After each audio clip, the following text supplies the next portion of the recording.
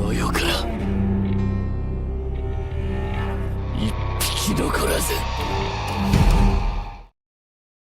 There is an exquisite, terrifying cruelty inherent to the pursuit of absolute freedom. It is a hunger that, if left unbridled, transforms from a noble ideal into a predatory instinct. It consumes the world around it until nothing remains but a hollow expanse and an even hollower savior. We thought we knew him. For years, we marched alongside him, feeling the desperate pulse of his righteous fury. But as the horizon widened, the boy we cheered for dissolved into an incomprehensible shadow. We are forced to ask ourselves a devastating question. Did the world change him into a monster? Or was the monster always waiting for the cage to break? This is the tragedy of Eren Yeager, the boy who destroyed the world not because he was a god of malice, but because he was the ultimate prisoner, a man entirely enslaved by his own concept of freedom.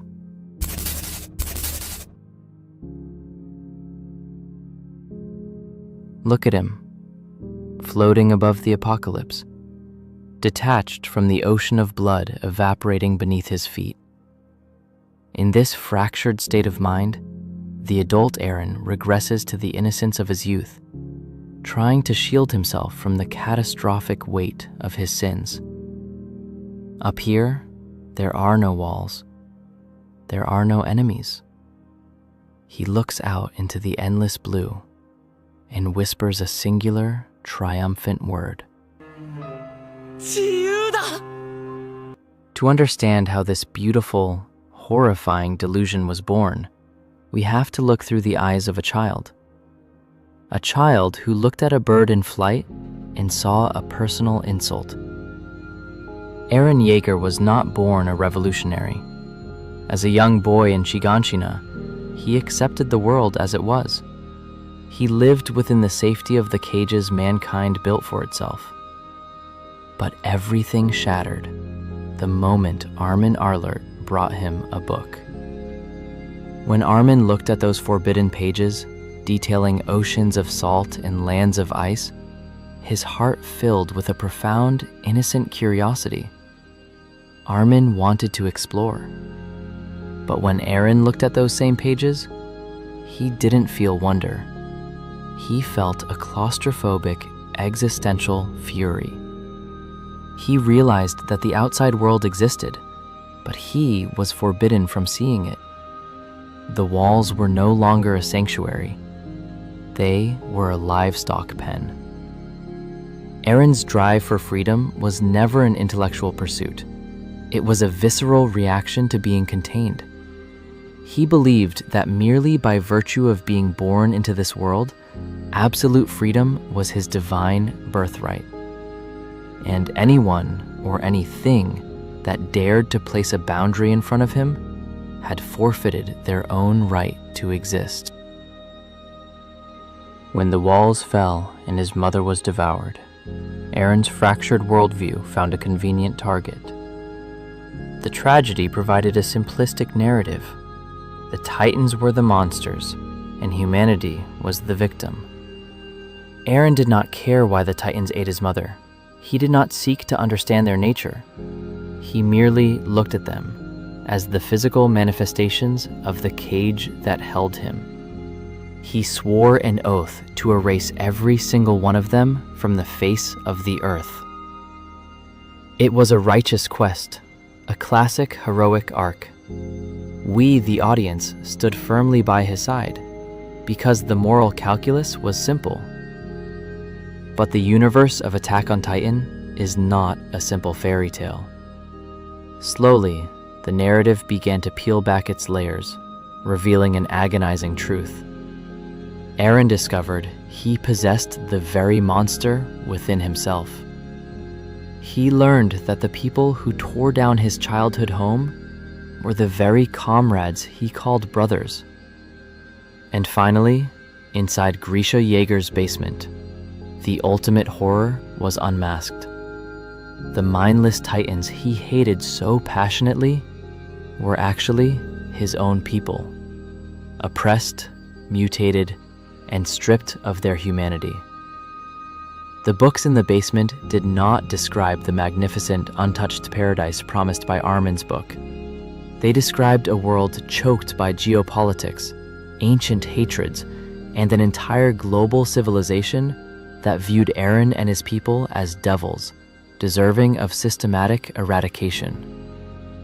The enemy wasn't a mindless force of nature. The enemy was humanity itself.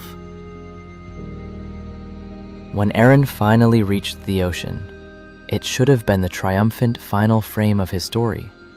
The titans were gone. The horizon was open. But as his friends laughed and felt the salt water on their skin, Eren felt nothing but a crushing, deadening disappointment. The ocean wasn't a symbol of liberation. It was just another wall. 向こうにいる敵全部殺せば俺たち自由になれるのか? This shift in his psyche became absolute the moment his lips touched the hand of Historia Rice. Through the pathways of the attack titan, Eren did not just see the past. He saw his own future. He saw the inevitable horror of the rumbling. He saw himself orchestrating the very atrocities he spent his life fighting against. Eren spent 4 years living in the heart of the enemy territory of Marley. And in that time, his hatred dissolved into something far more dangerous: profound understanding. He realized the Marleyans were not demons. They were fathers, mothers, and innocent children. They were exactly the same as the people inside the walls. As he famously told Falco, there are 2 types of people who walk into the fires of hell. The first are those pushed by their environment or forced by circumstance. The second are those who see something beyond that hell, something personal, a private conviction that drives them to step into the flames willingly. Eren and Reiner Braun are the second type. They are 2 sides of the same tragic coin. Reiner confessed that he broke the walls not just because of Marley's orders, but because he desperately wanted to be a hero. He wanted validation. Eren, listening to this confession, looked into the mirror of his own soul and replied, "I am the same as you." Eren did not launch the rumbling to save Eldia. He did not do it out of a grand political vision. He did it because when he discovered the world outside the walls did not match the pristine, unpeopled fantasy of Armin's book, he wanted to wipe it clean. He did it because he wanted to, because his nature demanded it. The true horror of Eren Yeager is that he never became a cold-blooded, unfeeling sociopath. He felt every single ounce of the agony he inflicted. When he met the young refugee boy Ramsey in Marley, knowing he would eventually crush him to death, Eren broke down and wept, apologizing for a future he knew he could not alter. To survive his own monstrous choices, Eren's mind fractured. He donned a mask of cruel, stoic detachment. He sat across from Armin and Mikasa, the 2 people he loved more than life itself, and hurled venomous, devastating lies at them. He claimed he hated Mikasa and beat Armin to a bloody pulp. It was a desperate, clumsy attempt to alienate them, to distance them from the impending trauma, and to force them to become the heroes who would ultimately stop him. In the paths, Eren looked at the founder Ymir and recognized a kindred spirit. For 2 millennia, Ymir had been trapped in a timeless purgatory of servitude, waiting for someone to see her not as a god and not as an object of power, but simply as a human being. Eren offered her that choice, but in doing so, he bound his destiny to her ancient, unyielding desire for liberation.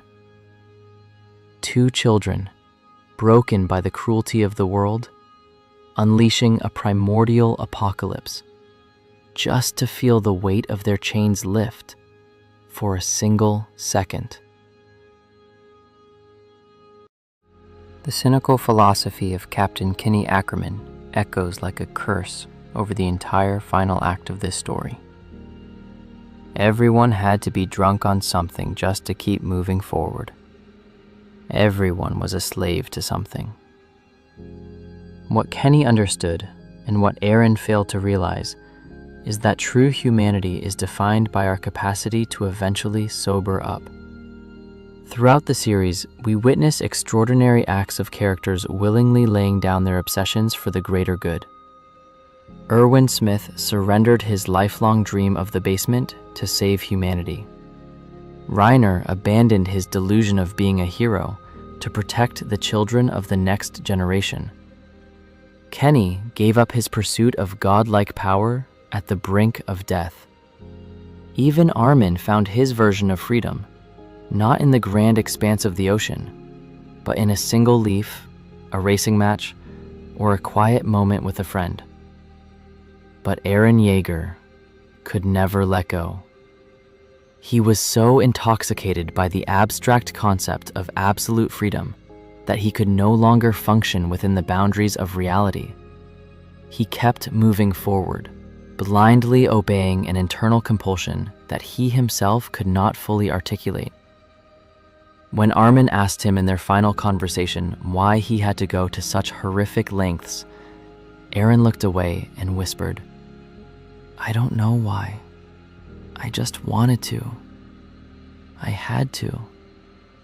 In the final estimation, Eren Yeager is neither the hero nor the anti-hero of this epic. He is the tragic villain of his own existence.